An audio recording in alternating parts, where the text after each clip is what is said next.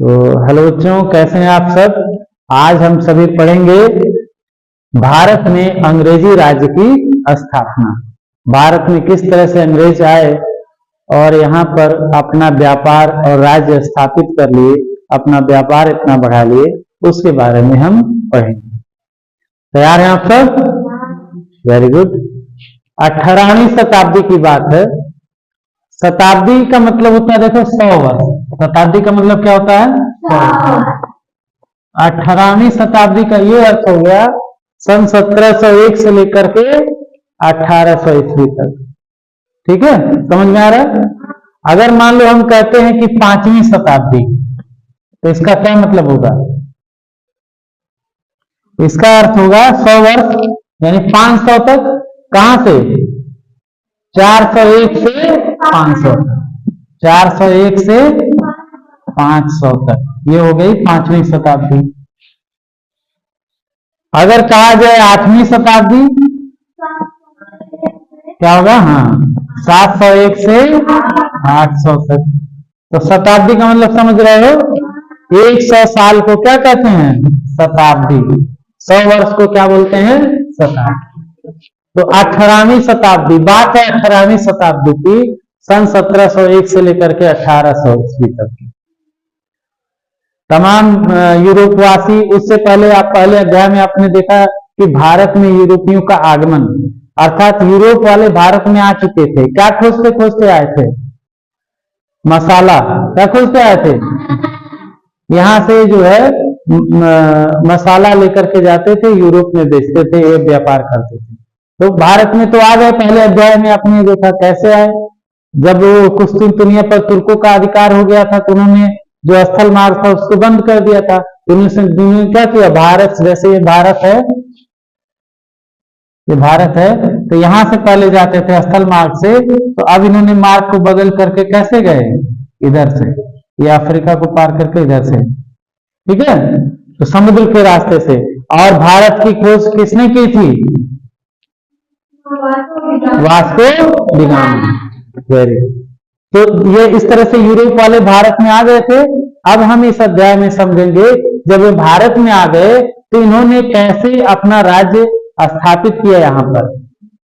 तो बात है 18वीं शताब्दी की। उस समय मुगल साम्राज्य की शक्ति जो है वह डाउन हो गई थी, अर्थात कम हो गई थी, क्षीण हो रही थी। जब मुगल साम्राज्य पहले पूरे देश में फैल गया था, तो धीरे धीरे शक्ति उसकी जब क्षीण हो गई, तो जो क्षेत्रीय और प्रांतीय शासक थे, उन्होंने अपने आप को स्वतंत्र कर लिया।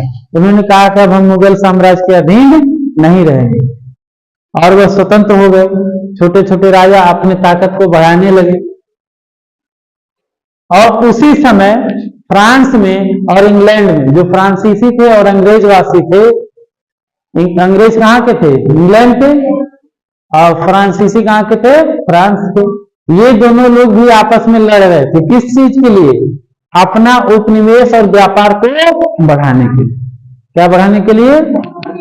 उपनिवेश और व्यापार को बढ़ाने। उपनिवेश माने जैसे कि एक ऐसा देश जो कोई दूसरा देश उसको गुलाम बना लेता है, तो उसको क्या बोलते हैं? उपनिवेश। जैसे अंग्रेजों ने भारत को गुलाम बना लिया था, तो भारत से वो धन कमा करके ले जाते थे, तो भारत उनके लिए क्या था? उपनिवेश था। समझ गए उपनिवेश का मतलब? तो अन्य जगहों को उपनिवेश बनाना चाहते थे और अपना व्यापार बढ़ाना चाहते थे। और ऐसा क्यों करना चाहते थे? क्योंकि उस समय औद्योगिक क्रांति थी। क्या थी? औद्योगिक क्रांति क्या होती है? जब हम व्यापार को बढ़ाना चाहते हैं और बढ़ाने के लिए हम कोई ऐसा विशेष अभियान चलाते हैं जिससे कि हमारा व्यापार बढ़ता है, उद्योग बढ़ता है, तो उसको कहते हैं क्या? औद्योगिक क्रांति। तो उस समय यूरोप में क्या था? औद्योगिक क्रांति था। इनके पास बहुत सारे फैक्ट्रियां थी, जिससे बहुत सारे माल उत्पादन हो रहा था। तो उन माल को कहीं पर बेचना भी तो चाहिए। तो बेचने के लिए वो क्या करेंगे? ऐसा बाजार खोजेंगे जहां पर बिक सके। तो बाजार उनके लिए क्या था? कौन सा देश था? भारत। कहां पर वो उपनिवेश बनाना चाहते थे? भारत में। भारत में उपनिवेश बनाना चाहते थे, भारत में व्यापार बढ़ाना चाहते थे। तो इसको लेकर के उपनिवेश और व्यापार अपना अपना बढ़ाने के लिए इन दोनों में हमेशा युद्ध होता रहता था। किसमें किसमें? फ्रांस में और इंग्लैंड में। इन दोनों में क्या होता था? युद्ध होता था। और फ्रांस का नेतृत्व उस समय करता था कौन? डुप्ले, और इंग्लैंड का लॉर्ड क्लाइव। ये सब ये जैसे ईस्ट इंडिया कंपनी थी, यूरोप वाले जो भारत में व्यापार करने जाते थे, क्योंकि ये यूरोप से ये पूरब में था और हिंद महासागर के पास था, इसलिए इसका नाम पड़ता था क्या? East India company. जैसे अगर हम संसार का नक्शा बनाए ऐसे, ये संसार का नक्शा मान लो यहाँ पे है, तो अगर हम इसको ऊपर क्या होता है? उत्तर, नीचे क्या होता है? दक्षिण, इस तरफ पूरब और इस तरफ पश्चिम। तो आप संसार के नक्शे में देखोगे यहाँ पे इंडिया है और यहाँ पे क्या है? यूरोप है। तो यूरोप से इंडिया किस तरफ है? पूरब की दिशा में है ना। इधर कौन सी दिशा है? पूरब। और यहाँ पे क्या था? हिंद महासागर। तो इसलिए यूरोप वाले जितनी कंपनी खोलते थे, अपनी कंपनी का नाम क्या रखते थे? East India company. ठीक है। अब वो ब्रिटिश का है, ब्रिटेन का है, तो British east India company. France का है तो फ्रांसीसी ईस्ट इंडिया कंपनी। ऐसा कंपनी बना करके ये लोग यहाँ पर उपनिवेश और व्यापार को बढ़ाने के लिए आते थे। और दोनों आपस में कभी कभी दोनों शक्ति बराबर थी, तो दोनों अपना वर्चस्व स्थापित करने के लिए ये दोनों भी लड़ते थे, फ्रांस और इंग्लैंड। और इन दोनों में जो है कर्नाटक में 3 युद्ध हुआ। ठीक है, जिसे हम कर्नाटक का प्रथम युद्ध, द्वितीय युद्ध और तृतीय युद्ध कहेंगे। प्रथम युद्ध कब हुआ? 1746 से 48, 1748 ईस्वी में। द्वितीय युद्ध कब हुआ? 1749 से 1753। और तृतीय युद्ध 1756 से 1763। लास्ट में इसका फाइनल युद्ध जो था वह 1760 था। उसके बाद से फ्रांस वाले कमजोर हो गए और इंग्लैंड जीत गए। जब फ्रांस कमजोर हो गया तो यह खाली अब अपना ध्यान व्यापार में लगाया, राज्य अपना स्थापित करने में ध्यान नहीं लगाया। अब राज्य और व्यापार दोनों पर ध्यान किसने लगाया था? इंग्लैंड वाले, अंग्रेज लगाए। ठीक है। और इधर ये जो छोटे छोटे जो राजा थे, जो जैसे पूरा देश तो बड़ा था ना, तो उसमें बंगाल हो गया, बिहार हो गया, उड़ीसा हो गया, कर्नाटक हो गया, यहाँ के जो छोटे छोटे शासक थे, ये लोग भी अपना राज्य बढ़ाना चाहते थे। तो ये सब आपस में लड़ते थे, आपस में लड़ते थे और अपना राज्य बढ़ाना चाहते थे। और राज्य बढ़ाने के लिए ये लोग जो है कभी चूंकि विदेशी कंपनियों के पास सेना अच्छी थी, ठीक है, इन विदेशी कंपनियों का सहायता लेते थे। और ये विदेशी कंपनी ये चाहती भी थी कि ये लोग आपस में लड़े और हमारी सहायता लें, तो हमको धन कमाने का अवसर मिलेगा। कैसे मिलता था इनको? उस समय विदेशी कंपनियों में सबसे जो शक्तिशाली सेना मानी जाती थी वह कौन सी थी? यूरोपीय सेना। क्यों शक्तिशाली थी? इनके पास बेहतर नौसेना था, इनके पास तोप था, इनके पास बंदूक था, इनमें अनुशासन था। जो इनका लीडर कहता था वह बात इसको मानते थे, हमेशा परेड करते थे, अभ्यास करते थे। इसलिए इनकी सेना फुर्तीली थी, तेज थी। और इन अभ्यास से इनका सेना क्या हो गया? तेज हो गया, फुर्तीला हो गया। तो इनकी सेना सबसे मजबूत मानी जाती थी। और ये लोग ऐसे ही नहीं किसी का सहायता करते थे। जैसे दो राजा आपस में लड़ रहे हैं, वो कह रहा ये हमारा राज्य है, वो कह रहा हमारा राज्य, तो उसमें से एक लोग चले गए यूरोपीय सेना के पास। तो यूरोपीय सेना ने कहा भाई हमें आप क्या दोगे? क्या हम आपको बहुत सारा धन देंगे और जो राज्य हम जीतेंगे उसमें से कुछ हिस्सा आप भी ले लीजिएगा। ठीक है। तो ऐसा ये लोग मान लो किसी एक राजा के साथ हो गए, तो एक मान लो एक राजा ए है और एक क्या है? बी है। अब ए और बी में लड़ाई हो रहा है, दोनों भारत के ही है। एक जो है चला गया किसके पास? यूरोपीय सेना के पास। इसके पास यूरोपीय सेना है, इसके पास नहीं, इसके पास अपनी ही सेना है। तो कौन ताकतवर हो जाएगा? ए वाला ना।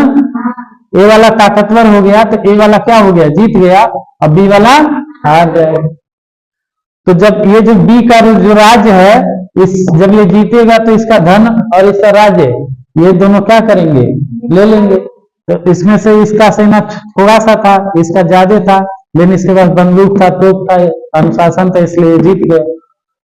तो इसको जब ये जीता तो इसको भी इसने धन दिया और राज्य का थोड़ा सा हिस्सा दे दिया। ऐसे ऐसे कर करके देखिए, ये गिफ्ट में क्या लेते थे, धन लेते थे और राज्य का एक छोटा सा हिस्सा लेते थे। तो इससे ये लोग, यूरोप के लोग यहाँ पर आकर के अपनी सेना का खर्चा चलाते थे।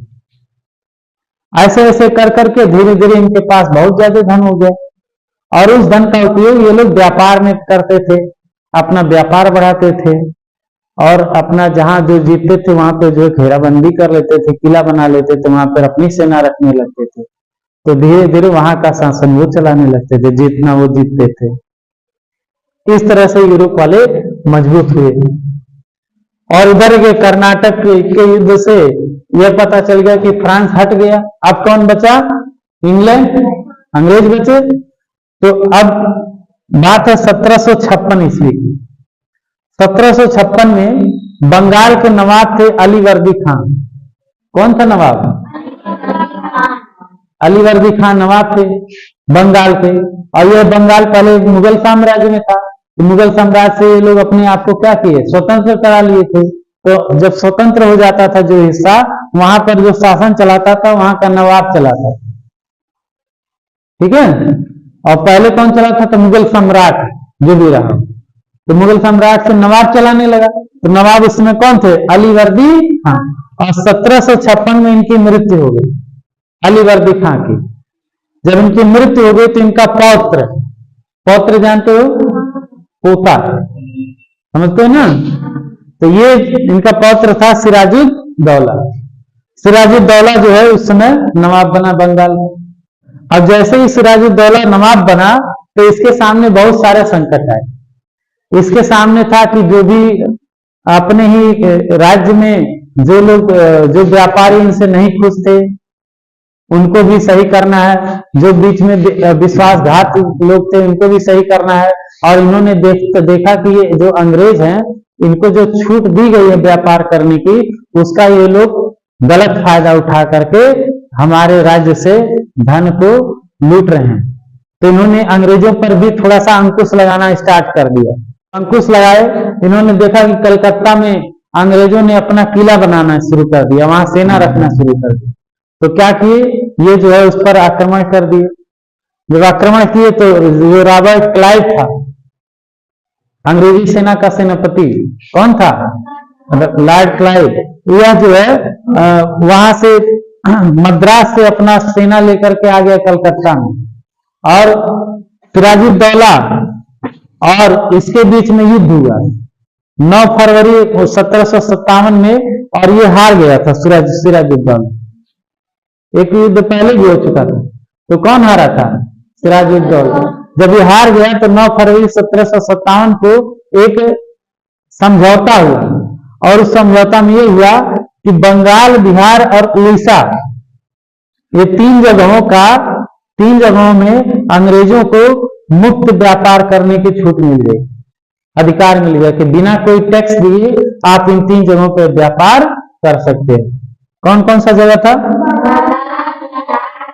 बंगाल, बिहार और उड़ीसा। तो जब भाई टैक्स नहीं देना है तो हमारा धन वो बढ़ेगा और हम सस्ते में बेचेंगे सामान को, तो हमारा सामान क्या होगा, ज्यादा बिकेगा। और उसके बाद इतने से ये जो रॉबर्ट क्लाइव था इतने से खुश नहीं हुआ, लॉर्ड क्लाइव इतने से खुश नहीं हुआ। ये चाहता था कि हम बंगाल को पूरा अपने अधीन कर लें, बंगाल को जीत जाए।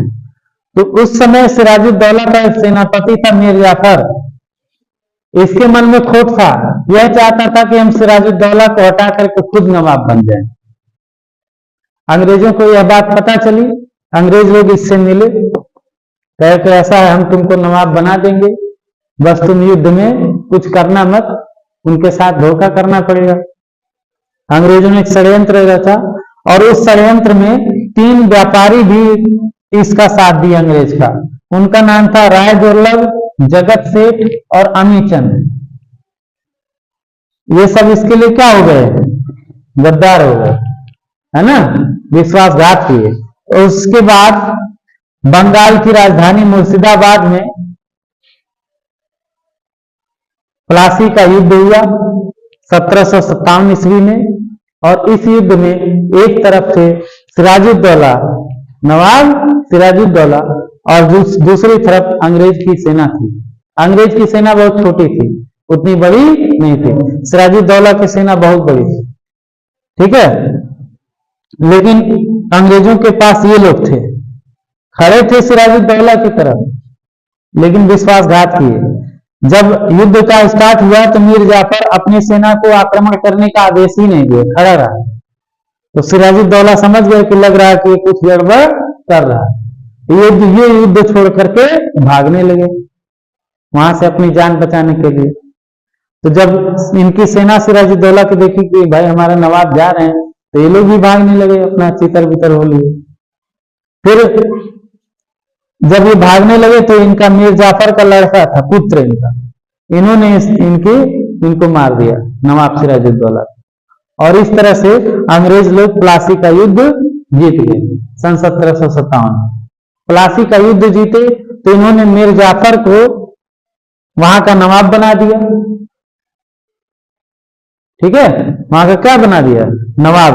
और फिर अपना जो जितना भी यहां से जो भी धन आता था वो सब टैक्स वो अंग्रेज लेने लगे, और इनको कहा कि भाई तुम शासन करो, हम सारा पैसा हम लेंगे, जो वहां से कमाना हमको देना, और जो देखभाल करना वहां की वो तुम करना, ठीक है। तो इस तरह से जब बंगाल ये लोग जीत गए तो इनका जो आर्थिक स्थिति था वह और मजबूत हो गया, अंग्रेज धीरे धीरे और मजबूत हो गए। इस जब और मजबूत हो जाएंगे तो और युद्ध लड़ेंगे, जिसके पास पैसा ज्यादा होता है उसके पास पावर क्या होगा, ज्यादा होगा, और बड़ी सेना रखेंगे, सेना का खर्च उठा लेंगे, ज्यादा बंदूकें खरीदेंगे, ज्यादा तोप खरीदेंगे, सेना का अभ्यास कराएंगे।